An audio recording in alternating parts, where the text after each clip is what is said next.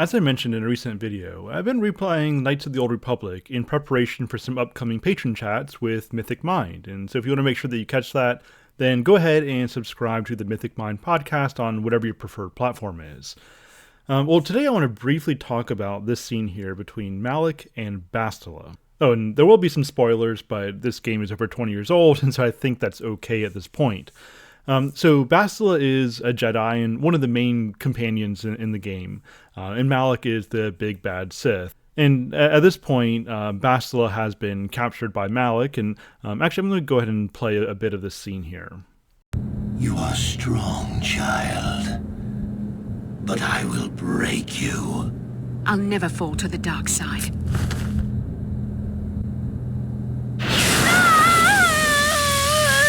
You think torture will turn me, Malak? You're a fool. Torture? No, dear Bastila. You misunderstand. This is but a taste of the dark side to whet your appetite. When you finally swear loyalty to me, it will be willingly. Never. Such resolve in your words, but I see the truth in your heart. The dark side calls to you, Bastila. You hunger to taste it. Become my apprentice, and all its power can be yours.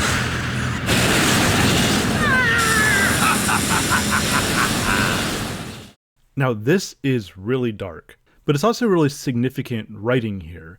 You see, Malak isn't just torturing Bastila to get some information, to discover the location of a hidden base, or even to just like force her under the threat of pain to do his bidding. No, that's not really what's going on here. Malak clarifies that this is not mere torture to get something, but it's supposed to be torture to transform Bastila into something. He is inflicting the power of the dark side upon her so that she can taste that power and in turn crave that power and then eventually to give herself over to that power. So this is it's a torture of transformation.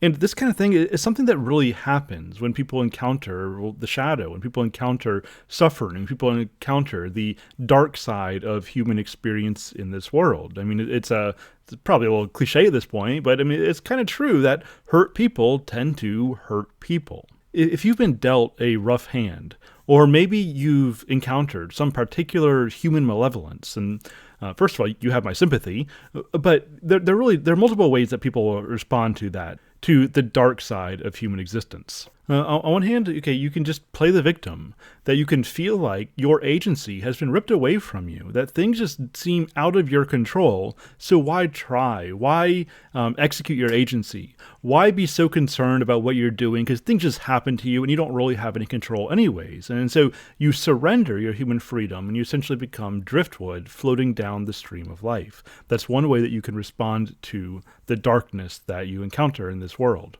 Another option is to maintain your human freedom to decide who you are in a world of changing fortunes. Now, notice I said decide, I didn't say create. So I'm not proposing some kind of Sartrean radical subjectivity where you create your own existence out of nothing and that you by yourself can just define what it means to be human. No, that's not what I'm suggesting here. But when I say that you have to decide who you are, like you have a real choice to make, and you can get that wrong or you can get that right, but you have to ask yourself the question, regardless of changing fortunes, whether things seem to be going really well for me regarding circumstance, or things seem to be going very poorly for me regarding circumstance. Who am I? Who is the me that endures across time and across different circumstances? Find out what it means to be you, what it means to be human. And that's going to give you a kind of grounding, a kind of strength of will that allows you to survive any particular situation, no matter how malevolent it may be, because whatever external malevolence you may be facing, that doesn't determine who you are. You already know who you are. Like how Socrates can look down the court of Athens that's about to execute him and say that you cannot do harm to a good man, even if you kill me. That's the kind of grounding that I'm talking about here. That's the kind of exercise of human freedom that you always have available to you, as hopeless as things may seem in an external sense, because, well, real life, real goodness is not external. It's something that we approach internally through an exercise of the will, through a reaching out to the hand that is always reaching down to us. Now, another option, which brings us to the Bastila scenario, is to recognize that the present power on your life is real, and it is just that. It is powerful. And so you know firsthand the power of the dark side. You know firsthand the power of the shadow. You know firsthand the power that suffering has over a person.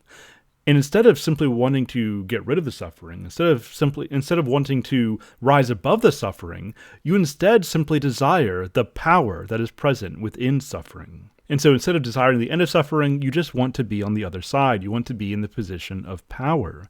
This explains a great deal of political outrage, as well as just your run-of-the-mill malevolence that comes from people who really just want to see things broken down because they've been broken down, and so they feel like it's some kind of act of justice now to get their opportunity to pull things down around them, to see the world burn, because their own world has been burned. They've been victimized by the dark side of human existence, and so now they seek justice in being a victimizer. Now, such a person rarely would articulate things in that way. They rarely have that level of self-consciousness, but I think we've all known people like that, and maybe at least for some times in our lives, like we've been people like that. It's really easy to fall into that kind of mentality of warped justice. I'm sure even Malak or Vader or whoever, like, the villains of Star Wars, that's where we started with this, that they all felt justified in what it is that they were doing, right? I'm just bringing order to my new empire. And so the dark side definitely sees itself as something real and something justifiable. And of course, I've been speaking for the most part in very general terms regarding suffering, regarding the dark side of human existence. That's because I wanted to aim for universal applicability with this, in that we've all experienced some kind of suffering. We all experienced something of the dark side of human life. But of course, this scenario that I'm presenting to you is really heightened when we are dealing with particular human malevolence aimed against you, aimed against somebody, rather than just the mere nature of human mortality and entropy. But the same basic framing, I think, definitely applies here. So what do we do with this? Well, for one, you don't give in to the dark side. You don't give in to bitterness and resentment. You think that's going to bring you some degree of justice, some kind of degree of satisfaction, but it's not. It's just going to leave you radically alone, not to mention the impact you have on the people around you. And so that is not a pathway to power. It's not a pathway to freedom. As we learn from Dostoevsky, the darker the night, the brighter the stars. If you have been dealt a particularly bad hand, then you should see more clearly than most the need for beauty, the need for light, the need for goodness. I know that in my own suffering that I have seen this, that I have developed a far greater sense of meaning, of purpose, of identity through the suffering that I've experienced than if I had never experienced that. I'm not a big fan of Stephen Colbert, but he does give me this great line in an interview he did with Anderson Cooper when he's talking about his own suffering. And he says that, I've learned to be grateful for the things that I most wish didn't happen. I think that's good. I think it's a phrase that we ought to hold on to. And so never forget that the shadow is but a brief and passing thing, and that there is light and high beauty forever beyond its reach. It is with this vision that we gain true freedom and true power. I'll talk to you next time.